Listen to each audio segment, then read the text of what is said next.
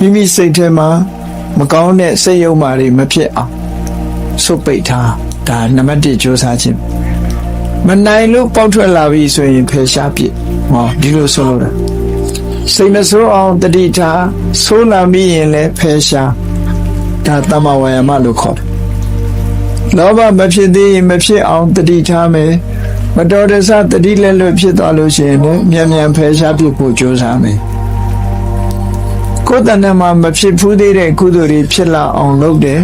ဖြစ်လာပြီးလို့ရှိရင်လည်းတိုးပွားလာအောင်လုပ်တယ်ဆိုပါစို့ဒီနေ့တစ်ခါမှမေတ္တာမပို့ဘူးဆိုလို့ရှိရင်မေတ္တာစပြီးတော့ပို့တယ်ဒါဖြစ်အောင်ကြိုးစားအဲ့ဒီဒီနေ့တစ်ခါကနေပြီးတော့2ခါဖြစ်အောင်လုပ်မယ်3ခါဖြစ်အောင်လုပ်မယ်10ခါဖြစ်အောင်လုပ်မယ်ခါတရာဖြစ်အောင်လုပ်လာမယ်တိုးပွားအောင်လုပ်ဒီလိုဆိုလိုတာနော်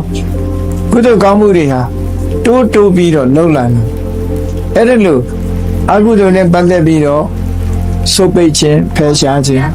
ကုသိုလ်နဲ့ပတ်သက်ပြီးတော့မဖြစ်သေးရင်ဖြစ်အောင်လုပ်ခြင်းနဲ့ဖြစ်လာလို့ရှိရင်တိုးပွားလာအောင်ကြိုးစားခြင်းဆိုတဲ့ဒီကြိုးပမ်းမှု4ရပ်ကိုတမ္မာဝါယာမလို့ခေါ်တယ်အဲ့ဒါဟာလည်းပဲအာယုစိုက်ပြီးတော့ကြိုးပမ်းရဒီလိုကြိုးပမ်းပြီဆိုလို့ရှိရင်အမှန်တရားပေါ်မှာတတိထားပြီးတော့ကြိုးစားရမှာဖြစ်တော့တမ္မာတတိမရဘူးမလုပ်ဖြစ်ဘူးလေသူကဒါကြောင့်တတိရှိရမယ်အဲ့ဒီလိုကြိုးစားတဲ့အခါစိတ်တည်ငြိမ်မှုဆိုတာအရေးပါတယ်တမ္မာသမာဓိမဂ္ဂင်7ပါးဆိုအဲ့ဒါမဂ္ဂင်7ပါးနဲ့အလုံးလုံးကဒီလိုဆိုလိုတာ